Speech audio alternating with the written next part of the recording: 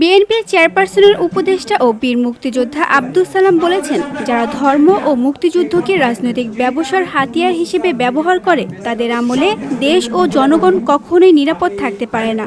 তার দাবি, বিএনপির শাসনামলেই ছিল দেশের জন্য সবচেয়ে নিরাপদ সময়। শনিবার জাতীয় প্রেস ক্লাবের জহুর হোসেন চৌধুরী হলে বাংলাদেশ জাতীয়তাবাদী সাইবার ফোর্স আয়োজিত এক আলোচনা সভায় প্রধান অতিথির বক্তব্যে তিনি এ মন্তব্য করেন।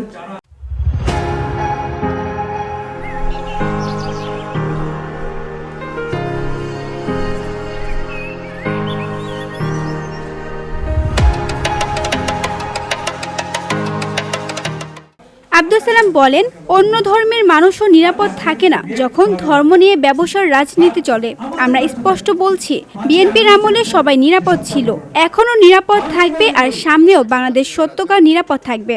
বিএনপির শাসনামলে হিন্দু বলি, বৌদ্ধ বলি, খ্রিস্টান বলি, আজকে বুদ্ধিস্ট বলি, বিভিন্ন ধর্ম যারা আছে, আজকে পাহাড়ি বলি, আজকে বাঙালি বলি, আজকে উপজাতি বলি, আজকে লার্মা বলি, আর্মা বলি, সকল ধর্ম সকল বর্ণের লোকজনরা নিশ্চিত থাকতে পারে বিএনপি সরকারের আমলে।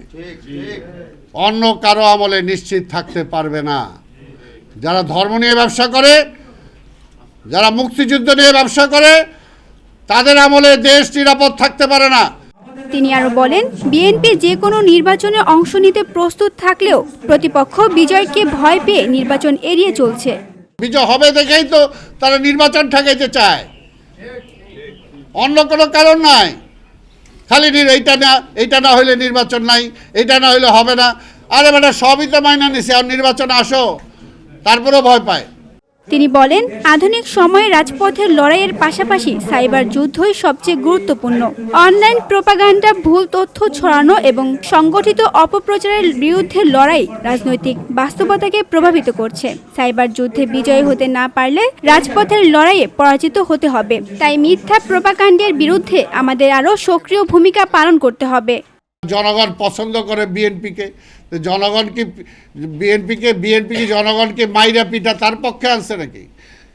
জনগণের পক্ষে সবসময় বিএনপি ছিল, সেই কারণেই জনগণ বিএনপির পক্ষে আছে। আজকে এই জায়গাটাতেই, আজকে সাইবার ওয়ার্ল্ডে এই যুদ্ধ, এই জায়গাটাই তারা প্রমাণ করতে চায়, বিএনপিকে জনগণের শত্রু হিসেবে প্রমাণ করতে চায়। কিন্তু বিএনপি যে জনগণের বন্ধু, এটাই আপনাদেরকে প্রমাণ করতে হবে, এটাই আপনাদের প্রমাণ করতে হবে। এটা হলো লড়াই।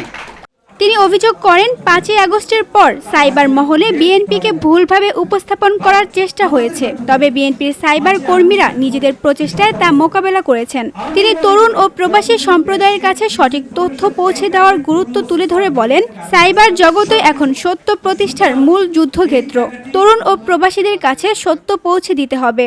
5ই আগস্টের পরে এই জামাত সহ দুই একটা দল বলে বেড়াইতেছে, এখনো বলে বেড়ায় নির্বাচন দিলেই তো বিএনপি ক্ষমতায় চলে আসবে। এই নির্বাচনের জন্যই কি পরিবর্তন হয়েছে নাকি? তাহলে পার্থক্যটা কোথায়?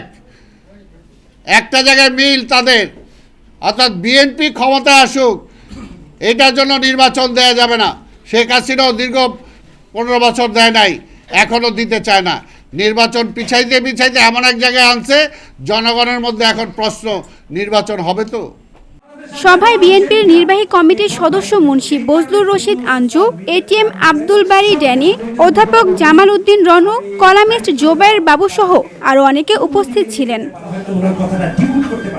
তানজু হাবিবা, ভিওডি বাংলা, ঢাকা।